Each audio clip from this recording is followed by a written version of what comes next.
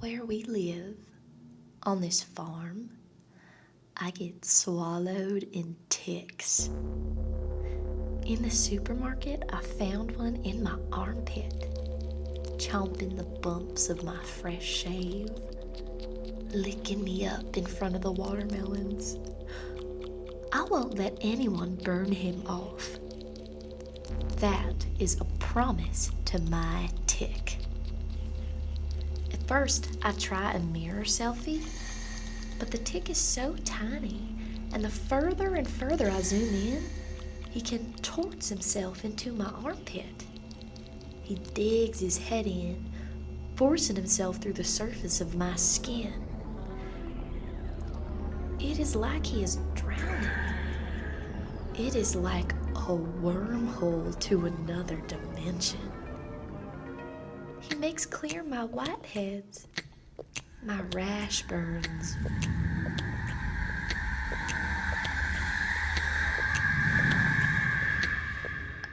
I can't post this.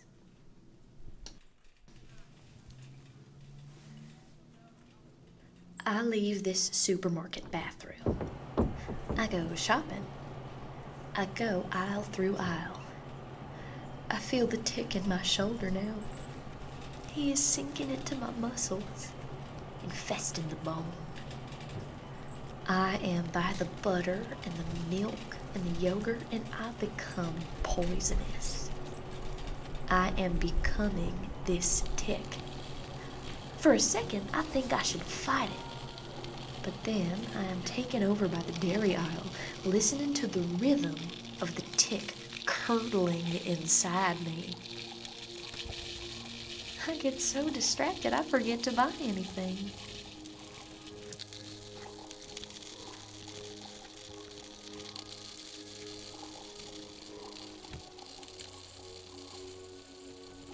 At home, I am hungry.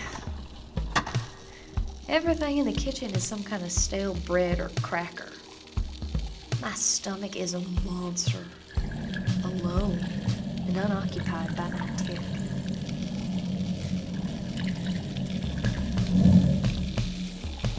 At home, there are mosquitoes and swamp monsters and fireflies. I lie by the barn, and the tick moves to my chest, through skeleton, through tissue. He is in the lungs. My breath sloshes and clogs. Maybe he is drowning me now. Maybe he is pressing my insides into a deep ocean of my own mucus and likes watching me flounder on the shore. He likes to be the one to give me CPR. The barn echoes. There's the smell of grass and pigs. Everything on this farm melts together. So simple and familiar. And then, this tick makes his way to the top of my stomach. My little beast of a stomach growls at him. The tick chomps him up. No more stomach for me. No more bananas there. No more pork chops. No more gallons of ice cream. My stomach is ripped away from me, and I give it to this tick. Still, there is no one I want to tell. Except for my little followers. My phone is bright, and for a second, through the camera lens, the sky burns orange. Cows stare at me inside the phone, red and on fire, begging me to peel myself open. But I blink my eyes, and it is normal. Cows graze, clouds return. I'm remembering how many people have told me I am brave. I've sat in rooms and watched people get sick, I've turned on the TV, played the piano, washed a few dishes. I have been told this is how I become brave, to do all this with a sick person near me. It is the constant death rattle, the body hunched like a pile of laundry on the couch. The weight of grief is somewhere off waiting to find me, but not now. Right now belongs to my tick. This is a thought I'm trying to hold on to as the tick slurps its way up my breasts and down to my hips. This is the closest I've been to sex in so long. I want to be brave for this tick. I really, really want this tick to think I'm brave. I want this tick to long for what's inside of me, to fantasize about having me. If I concentrate really hard, I can feel his pulse.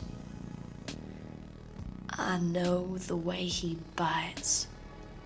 I know the way he gurgles and spit when he takes a deep breath. I think about the life this tick and I can have.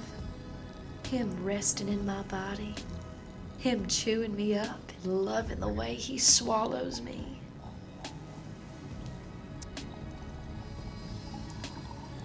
The barn creaks. I feel something warm and alive bite my knees, trying to gnaw, trying to savor. In another world, this could be just what I need. Just a little gift of taste. But this mosquito does not know the new love it's interrupting. I wonder how much of my flesh can become bug food. I wonder how much braver I can get. How much I can let bugs become my muscle. I imagine conquering the world independently. My insides made up of antennas and a million legs and bug brains. I imagine this tick watching me conquer the world and having a little crush on me for conquering it.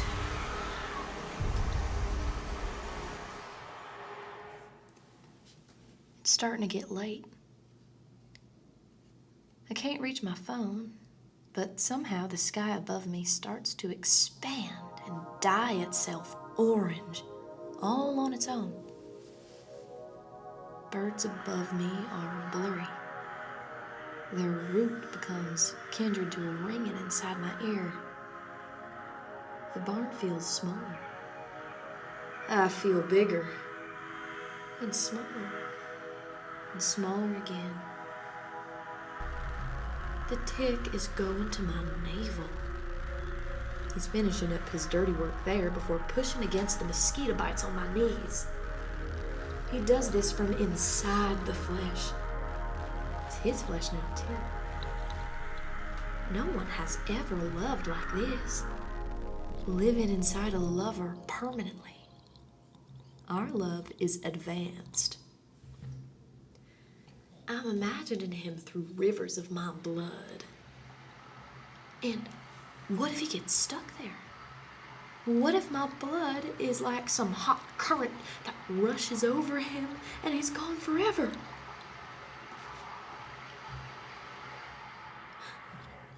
What if he's dead? I think about the way that people will call my life tragic with this tick dead inside me. I imagine doctors pushing him out, oozing him through my body gush, and failing. I imagine blubbering on an ugly couch, speaking to a newscaster about my unusual love for this tick, our bond, and how, over time, my body will shut down without the tick there to control my organs from the inside out. They'll bury me in the forest, near the lake. I open my eyes and I find myself dripping wet. I don't remember swimming or showering, but my dampness seeps into the earth. A wet body of my own now. The sky becomes so red and the farm is devoured by drought. Even in this dry heat, with dust in the back of my throat and opening to my tick, I feel underwater. I soak into something volcanic. The world is morphing into lava, and the barn feels smaller. I feel bigger, and smaller again. It's hard to imagine myself without imagining the tick knowing me. It's impossible to move my arm, to open up my leg and hip, to scratch my skin without knowing the tick is there, existing with me, becoming me. The tick makes his way back up. He settles halfway between my ribs. I think he's going to sleep. I only have my hands. They reach for my phone. Everything on this farm looks underwater. Everything looks like a blur. I feel this tick watch me. Outside and inside of me now. I forget I am alone. Somewhere out there on the grass by the barn is my full body.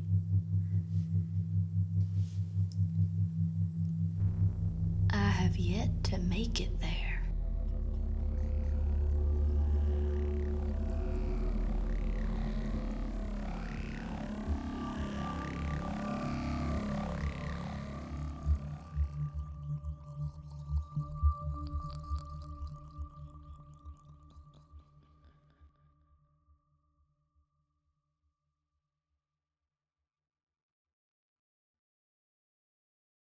This has been a performance of Bug Bite by Chloe Xtina, performed and directed by Emma Fagin, and sound designed by David Heiser.